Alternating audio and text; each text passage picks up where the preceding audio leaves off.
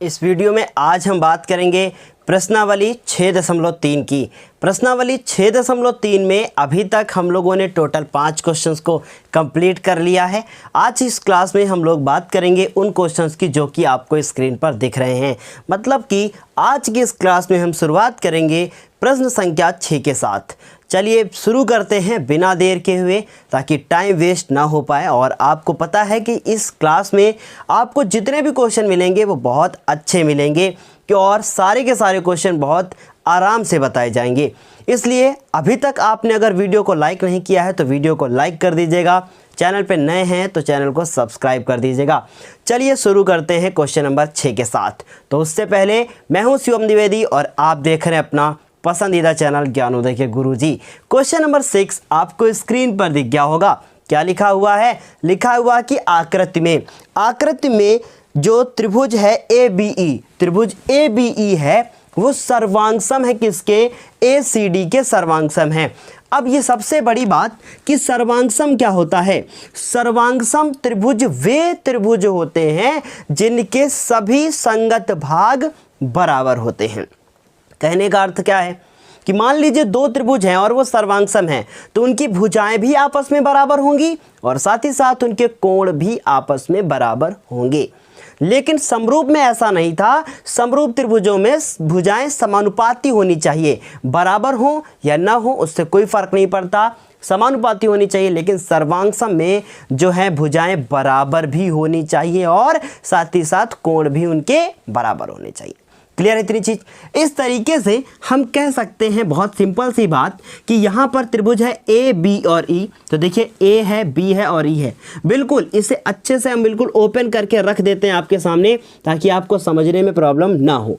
यहाँ पर ये A है, ये हमारा यहाँ पर B है और यहाँ पर हमारा E है। ये त्रिभुज इसका ABE हो गया।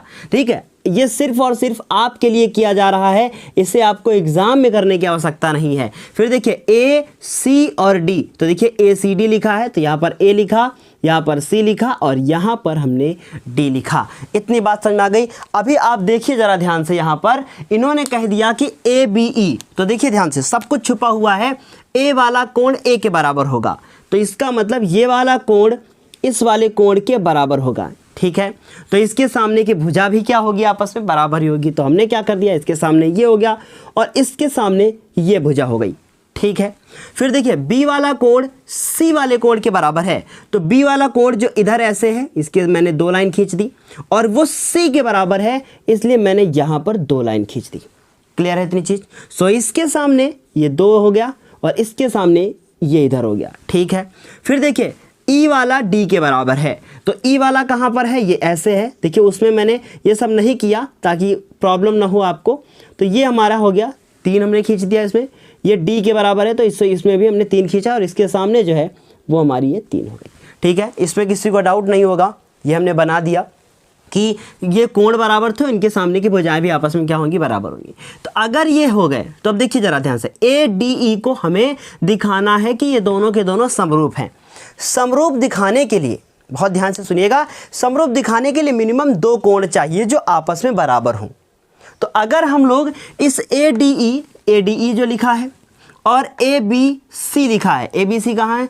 A, B और C लिखा है, इसमें कोई 2 कोण बराबर ढूंढ लें या फिर इनके तीनों भुजाओं को समानुपाती ढूंढ लें या फिर हम लोग ये कर लें कि इसमें कम से कम 2 भुजाएं और 1 कोण ढूंढ लें।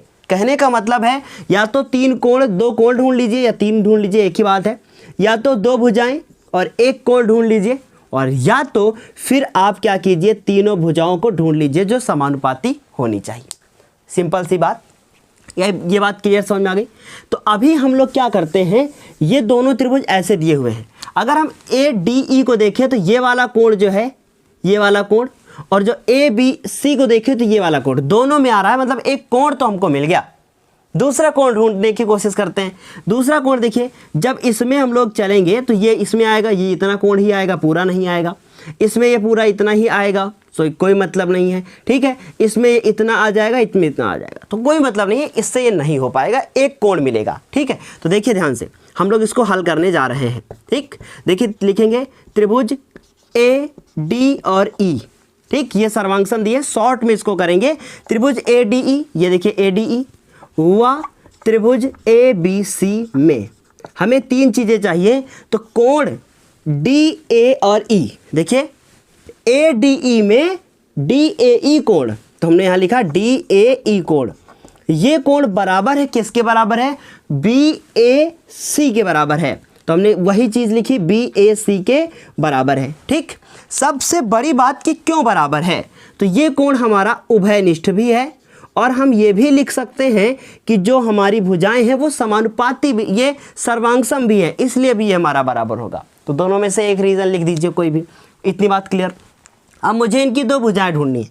अब मुझे एक बात बताइए, अगर मान लीजिए कि ये वाली जो भुजा यहाँ पर बनी है ये 1 2 हो तो ये भी कितनी होगी, 2 होगी।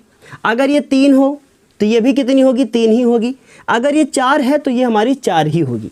अब इनका आप रेशियो निकालिए, तो 2 फिर बटे में 2, देखिए 1 और 1, फिर 3 और 3, 3 और 3, 4 और 4। अब मुझे एक बात बताइए, इनको आप काट देंगे तो रेशियो 1 1 में आएगा कि नहीं, इसका मतलब ये समानुपाती है कि नहीं, समानुपाती भी है और सर्वांगसम है, इसीलिए तो। ठीक, समझ गए बात को, सर्वांगसम है इसलिए हम कह सकते हैं कि इनकी भुजाएं जो है आपस में बराबर हैं। तो देखिए ध्यान से हम क्या लिख सकते हैं, ए डी और ई, ये वाला त्रिभुज बना, इसमें ए ई भुजा मिली हमको, तो हमने यहाँ पे लिखा ए ई।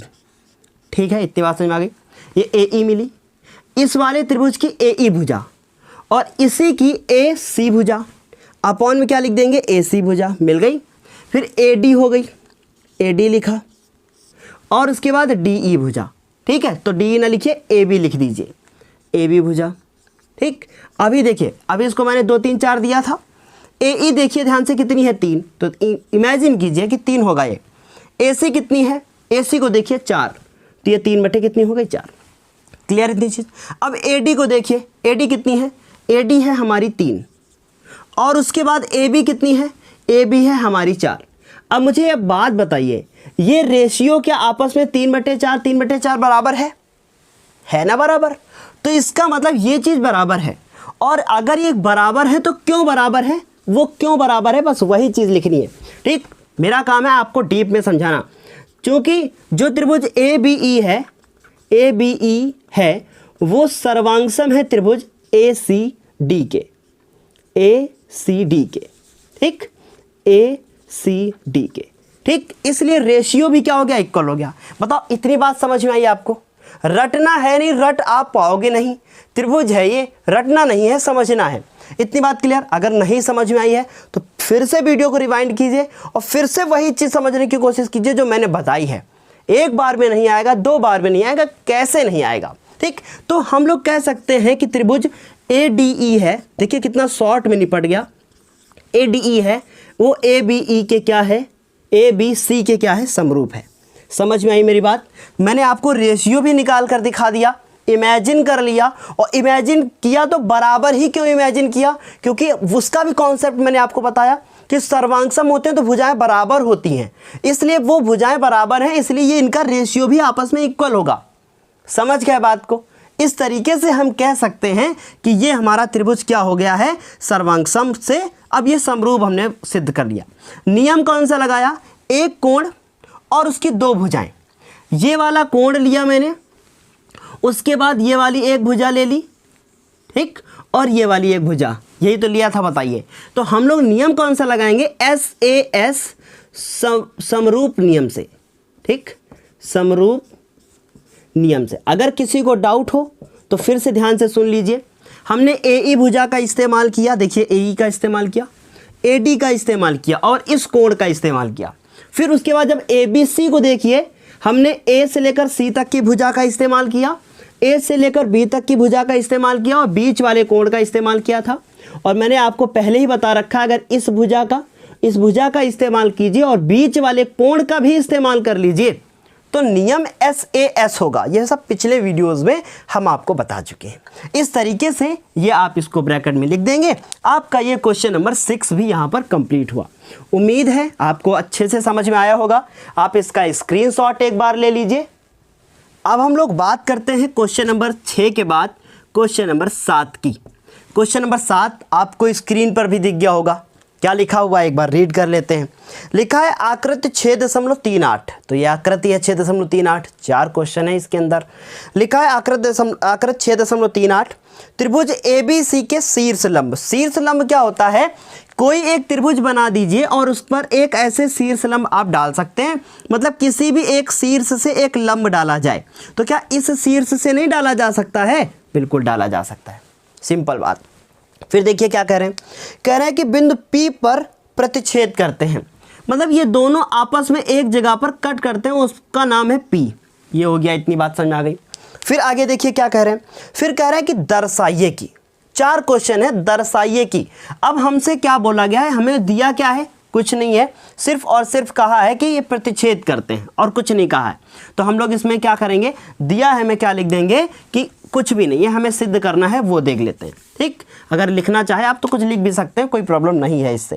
ठीक, क्या सिद्ध करना है, पहली चीज़, पहला क्वेश्चन क्या है, स्क्रीन पर देखा होगा आपने, AEP क्या सिद्ध करना है, त्रिभुज AE और P समरूप है। त्रिभुज किसके समरूप है, CDP के समरूप है। ये पहला क्वेश्चन पहले कर लेते हैं, फिर दूसरा कर लेंगे। अभी देखिए ध्यान से, AEP कहाँ पर है, AE और P ये हो गया, CDP कहाँ है, CD और P कहाँ, यहाँ पर। ठीक, इन क्वेश्चंस में सब कुछ छुपा हुआ होता है, बस आपको वो चीज़ लिखनी होती है। सुनिए, ये इन्होंने कहा है ना कि सिद्ध कीजिए, मतलब आपका काम आसान कर दिया है इन्होंने। कैसे, देखिए ध्यान से, अगर हम ध्यान से इसको देखें तो इन्होंने कहा ये सिद्ध करके दिखाओ। आपको पता है कि अगर ये समरूप हैं तो A वाला C के बराबर होगा, E वाला D के बराबर होगा और P वाला P के बराबर होगा। ये बात आपको समझ में आ गई। बस इसी बात को आपको अपने शब्दों में लिखना है और कुछ नहीं करना है। देखिए, अब A वाला C के बराबर है, कुछ ढूंढो आप, देखो कैसे कि A वाला C के बराबर कैसे हो सकता है, मतलब इतना A लेंगे आप, क्योंकि AEP में A। ठीक, ये वाला कोण इस वाले कोण के कैसे बराबर होगा, ये आपको नियम कुछ ढूंढना है और उसके बाद तब करना। ठीक है, ये बात समझ आ गई। उसके बाद देखिए, ये लिखा है CDP लिखा हुआ है। अब CDP में देखिए E और D, E कहाँ पर है कोण, ये E है और ये D है, बिल्कुल मिल गए। ये भी देखिए यहाँ 90 डिग्री का कोण और इधर भी 90 डिग्री का कोण। अब आप सोच रहे होंगे सर 90 तो उधर है, इधर कहाँ है, तो एक बात बता दें, अगर कोई लाइन पे ऐसे खींचा है आपने, इधर 90 है तो इधर 90 ही तो बनेगा ना, क्योंकि 180 तो होता है। सो इधर भी क्या है, 90 ही है। तो एक चीज़ तो मिल गई, ये हम E वाले को D के बराबर दिखा देंगे। सिंपल बात, पहले मेरा काम होता है अच्छे से समझाना, फिर करना। वक्त चाहे जितना लगे, हमको वीडियो बना के पैसे नहीं कमाना है, हमको आप तक शिक्षा को पहुंचाना है। और ऐसे तो हज़ारों वीडियो आपको यूट्यूब पे मिल जाएंगे, पर इस तरीके से आराम से वो ज़रूरी है ना।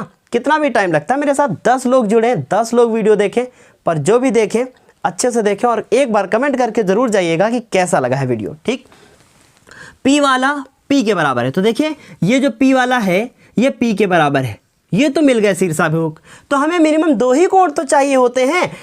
A वाला C के बराबर है, हमें रीजन नहीं मिला, सो कोई बात नहीं, रीजन नहीं मिला तो हमें ज़रूरत भी क्या है उसकी, बाद में देख लेंगे, है ना। तो इसका मतलब 2 कोण चाहिए थे मिनिमम। अभी भी मैंने यही बात बताई थी कि किसी भी त्रिभुज को समरूप सिद्ध करने के लिए मिनिमम 2 कोण चाहिए। तो कोई बात नहीं, इसको हम लोग हल कर लेंगे। पहला क्वेश्चन देखिए ध्यान से, क्या लिखेंगे, ये सिद्ध करना है, इसमें आप चारों पॉइंट लिख लीजिएगा। ठीक, तो मैं अभी यहाँ पर कुछ नहीं कर रहा हूँ, वन हटा देता हूँ, हल करना है। पहला देखिए, लिखेंगे त्रिभुज AEP हुआ त्रिभुज CDP में। ठीक, इतनी बात क्लियर।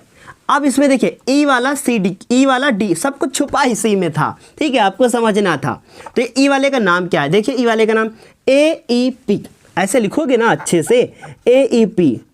ये बराबर है, किसके बराबर है, PD और C, या लिख सकते हो CDP, तो हम CDP लिख देते हैं। ठीक है, तो CD और P ये दोनों आपस में कोण बराबर है। यहाँ पर त्रिभुज मत बनाइएगा, यहाँ बच्चे त्रिभुज बना देते हैं। रीजन क्या लिखोगे, प्रत्येक 90, मतलब ये दोनों के दोनों 90 डिग्री के कोण हैं। ठीक, दूसरा कोण ढूंढो, APE, इसका रीजन क्या लिखोगे, अभी हम बताएंगे ना।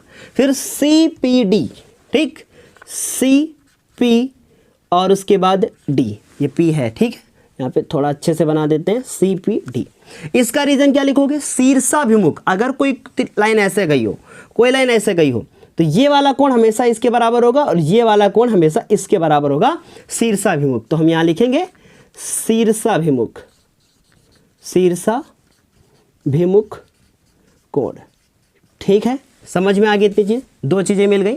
तो हम लोग कह सकते हैं कि अतः त्रिभुज AEP समरूप होगा CDP के। इस तरीके से आपने देखा कि पहला क्वेश्चन तो हमारा यहाँ से कंप्लीट हो गया, ठीक। कोई डाउट किसी को, सिंपल सी बात थी। दूसरा देखते हैं क्या है, अब इसे हम यहाँ से साफ कर देते हैं, क्योंकि एक साथ चारों लिख देते तो फिर सारा तो इसी में सब चला जाता है ना। दूसरा देखिए, दूसरा में क्या सिद्ध करना है, दूसरा क्वेश्चन देखिए क्या सिद्ध करना है, ठीक है। अपने आंसर से आप लिख दीजिएगा ध्यान से। दूसरा क्या सिद्ध करना है, हमें सिद्ध करना है ABD CBE के क्या है, समरूप। ABD ढूंढेंगे, अभी कहाँ है, लिखेंगे त्रिभुज ABD व त्रिभुज क्या लिखेंगे, CBE में, ठीक। मैंने यहाँ पर जानबूझकर लिख लिया।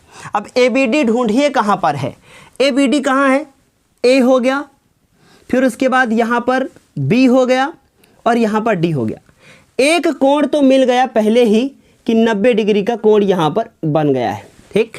A, B और D में, ये देखिए बार बार सारे डायग्राम बनाने का कोई मतलब नहीं, ABDE में ये 90 डिग्री का कोण।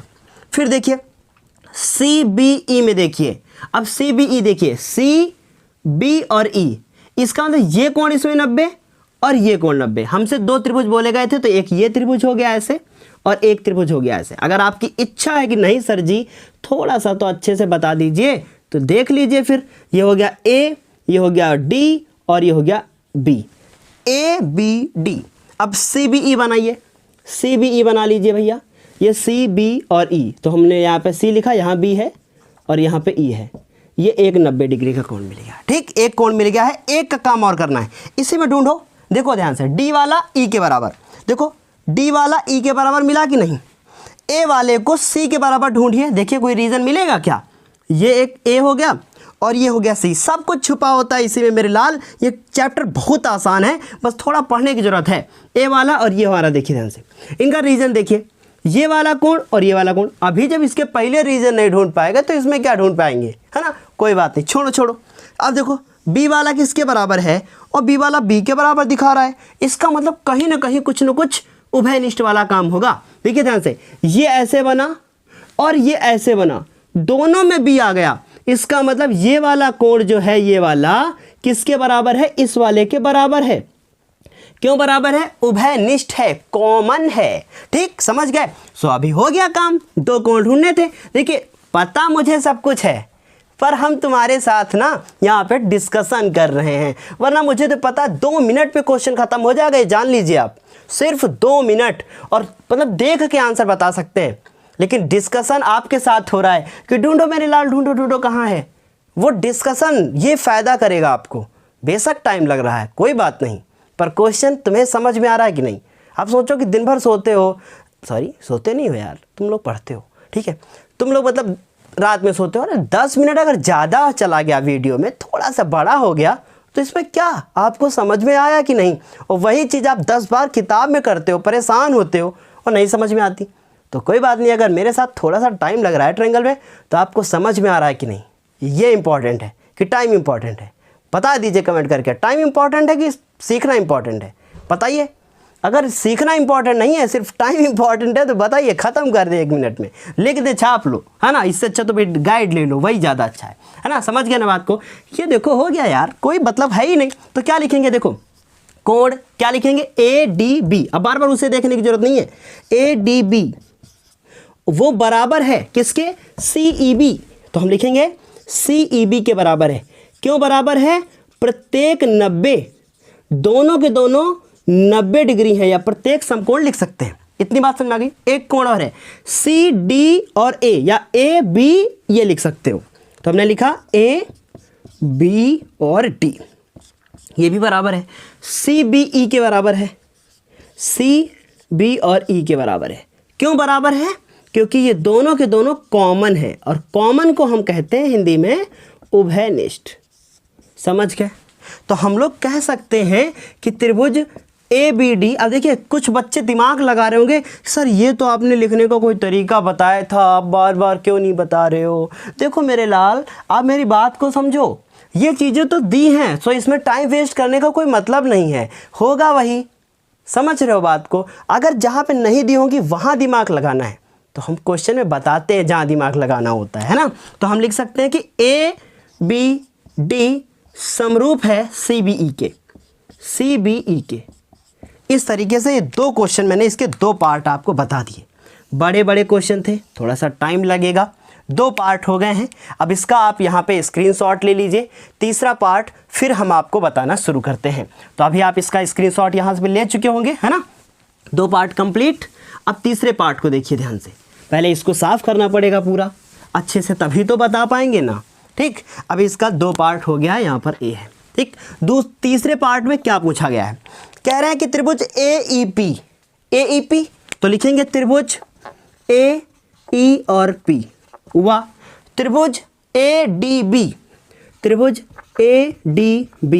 में लिख लेते, इन्हीं दोनों को समरूप दिखाना है, इनका बताना भैया इनका रूप समान है। ऐसे देखो AEP कहाँ है, AE और P है, ये तो छोटा वाला कर चुके हैं। ADB कहाँ है भाई, ADB AD और B, मतलब इस बार ये छोटा वाला इस बड़े वाले के हमको दिखाना है। ठीक, कोई बात नहीं। ठीक, देखो ध्यान से, बढ़िया सा अच्छे से समझ लो, अच्छे से देख लो, ऐसे कोई नहीं बताएगा। ठीक, ये हो गया आपका A, यहाँ पे E, यहाँ पे P। ठीक, यहाँ पे 90 है लाल, और ADB को देखो AD और B, यहाँ पर 90 है, यहाँ पर D है, यहाँ पर A है और यहाँ पर B है। शॉर्ट में निपट ले क्या, देखो ध्यान से, ये 90 और ये 90, ये वाला कोण और ये वाला कोण उभयनिष्ठ, खत्म। ठीक, तो हम लोग क्या लिखेंगे, त्रिभुज में जो कोण AEP है वो बराबर है ADB के, सॉरी, है ना। ये क्या हो गया, प्रत्येक 90 डिग्री, 2 90 हो गए। फिर PAE, कोण PAE। अब किसी के मन में आ रहा होगा, देखिए मेरे मन में आता है, इसलिए हम आपके साथ शेयर करते हैं, क्योंकि अभी तो ये वीडियो क्लास है, आपको कैसे पता, लेकिन मुझे पता है कि आपके मन में आ सकता है। PAE को क्या सर AEP नहीं लिख सकते, लिख सकते हो लाल, कुछ भी कर सकते हो, पर समरूप लिखते वक्त ऐसा नहीं कर सकते हो।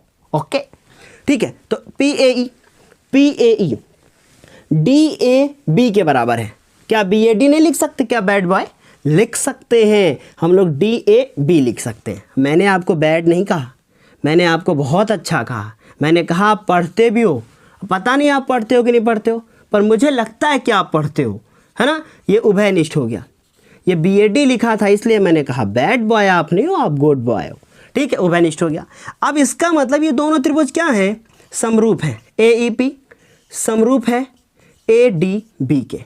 दिमाग लगाने का कोई मतलब नहीं है, कोई भी मतलब नहीं है। और ये जितने भी अभी तक मैंने किए हैं, इन सब के बगल में यहाँ पर इसका नियम आप लिख लीजिएगा। सब में मैंने ऐसे किया है, AA समरूपता नियम से, सब में लिख लीजिएगा जिसमें जिसमें आपने समरूप लिखा है ऊपर। ठीक, इस तरीके से 2 पार्ट हो गए। तीसरा पार्ट देखिए इसका, तीसरा पार्ट क्या दे रखा है इन्होंने, कह रहे हैं PDC। अब देखिए बाद में ढूंढेंगे, पहले लिख लेते हैं। ठीक है, PDC, त्रिभुज PDC व त्रिभुज कौन सा है, BEC, त्रिभुज BEC में हमें मिनिमम 2 कोण ढूंढने पड़ेंगे। तो PDC पहले देख लेते हैं कहाँ पे है। ठीक है, पहले तो मैं इसको ज़रा थोड़ा सा रगड़ दूँ, ये थोड़ा सा साफ हो जाए, अच्छा नहीं लग रहा है ना। से लिख देते हैं, लिख लीजिएगा। ठीक, इतनी बात। PDC कहाँ है, PD और C, मतलब ये छोटा वाला। तो देखिए ध्यान से, इधर हो गया, ऐसे हो गया, और ये ऐसे हो गया, और कुछ ज़्यादा ही अच्छा बन गया है, ऐसे हो गया, ऐसे हो गया। यहाँ पे PC है, ठीक, C लिखा, यहाँ पे P है, यहाँ पे D है, ये 90 डिग्री का कोण है। फिर देखिए BEC। अब मेरे लाल ध्यान दो, C वाला C के बराबर है, मतलब कहीं ना कहीं इससे सारा खेल बनेगा। देखिए बी ई सी पहले ढूंढो है कहाँ, बी ई और सी, ठीक, ये सी, ये ई और ये बी, यहाँ पर 90, एक 90, दूसरा कॉमन काम हो गया, ठीक। देखिए ये वाला ये इसके कॉमन हो गया, क्योंकि देखिए ये छोटा वाला और ये बड़ा वाला दोनों में सी आ रहा है, तो सी कॉमन है कि नहीं। तो हम लिखेंगे कोण पी डी सी, देखिए ध्यान से, आप थोड़ा सा जल्दी लिखते हैं, बराबर है किसके, सी बी ई सी। रीजन क्या लिखोगे आप, प्रत्येक 90। फिर देखिए P C D, P C D किसके बराबर है, बी ई सी बी के बराबर है। क्यों बराबर है, उभयनिष्ठ है, कॉमन है, इसलिए हम कह सकते हैं कि पी डी सी समरूप है बी सी के। सो ये हमारा क्वेश्चन कंप्लीट है। आप इसका स्क्रीनशॉट ले लीजिए और फिर हम लोग बात करते हैं क्वेश्चन नंबर 8 की। क्वेश्चन नंबर 7 जो है हम लोग का कंप्लीट हो चुका है। क्वेश्चन नंबर 8 आपको स्क्रीन पर दिख गया होगा, क्या लिखा है पढ़ लेते हैं एक बार। देखिए कितना आसान क्वेश्चन है, लेकिन ये थोड़ा सा आपको कठिन लग सकता था, अब नहीं लगेगा। देखिए समांतर चतुर्भुज ए बी सी डी, एक समांतर चतुर्भुज है, उसका नाम है ए बी सी डी। तो बना लेते हैं। देखिए ध्यान से, एक समांतर चतुर्भुज, बहुत छोटा सा क्वेश्चन है, लेकिन थोड़ा सा इसमें दिमाग से अच्छे से समझना पड़ेगा। ये एक चतुर्भुज हो गया जिसका नाम है ए बी सी डी, तो हमने यहाँ लिखा ए, यहाँ लिखा बी, और यहाँ हो गया सी, और यहाँ हो गया डी, ठीक। अब आगे क्या कह रहे हैं, कह रहे हैं कि इसकी बढ़ाई गई भुजा AD, इसकी कोई भुजा है AD, यह AD, इसको बढ़ाया जाता है। किधर बढ़ाया जाता है इसका नामो निशान नहीं है, मतलब ना इधर बढ़ाया जाए कि उधर बढ़ाया जाए ये नहीं पता है, मुझे नहीं पता है। तो कोई बात नहीं, नहीं पता है तो आप किधर भी बढ़ा दो। तो देखो A हो गया, B हो गया, C हो गया, D हो गया। इस वाले डायग्राम में ऐसे बढ़ा लेते हैं और इसमें हम ऐसे बढ़ा लेते हैं, ठीक। इसकी बढ़ाई गई भुजा जो है AD को बढ़ा दिया गया है। तो देखिए AD को ये बढ़ा दिया गया है, ऐसे बढ़ा दिया गया है, और इनको भैया ऊपर बढ़ा दिया गया है, ठीक है। फिर देखिए क्या कह रहे हैं, कह रहे हैं पर कोई बिंदु है E, यहाँ पर कोई बिंदु है।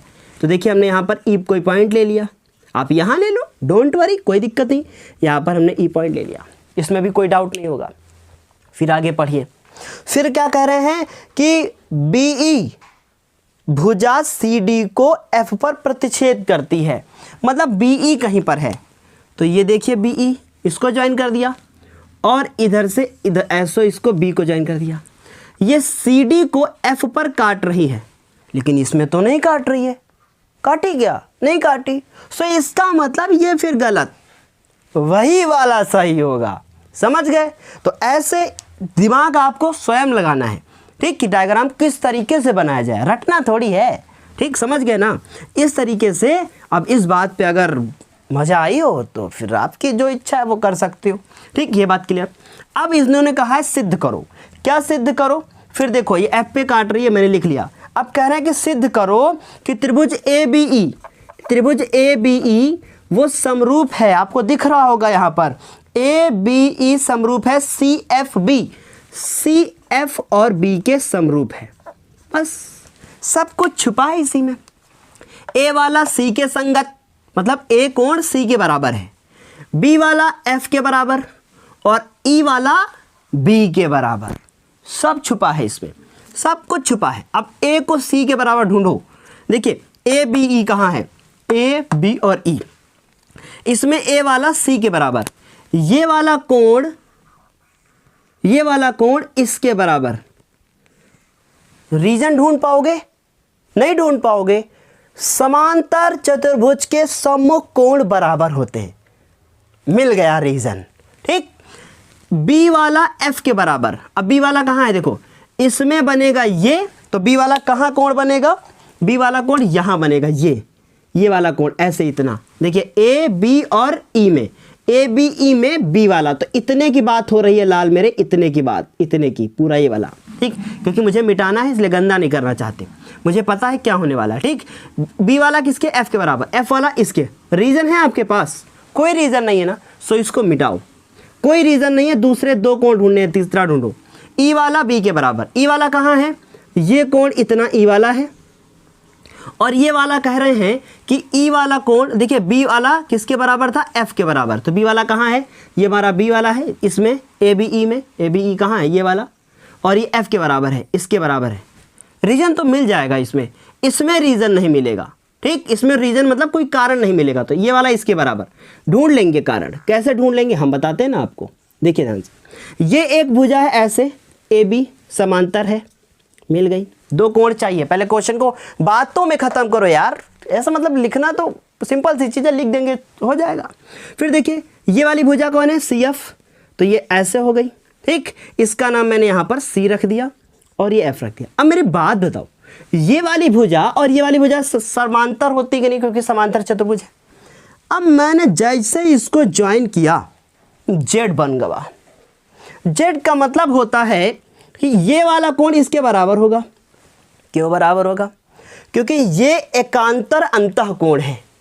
9th क्लास में आप पढ़कर आए हो कि एकांतर अंतःकोण, इस तरीके से ये वाला कोण इस वाले कोण के बराबर होगा। बताइए, हमने बी को इसके बराबर प्रूफ कर दिया कि नहीं कर दिया, हो गया ना, समझ गए, कोई बात नहीं, नहीं समझे ना तो अभी आगे फिर से समझ आएंगे, पहले इसको समझो। ठीक, अब देखिए ध्यान से, लिखेंगे त्रिभुज, यहाँ से हल शुरू, लिखेंगे त्रिभुज ए बी ई व त्रिभुज सी एफ बी में एक एक क्वेश्चन बहुत अच्छे से पढ़ना है मुझे।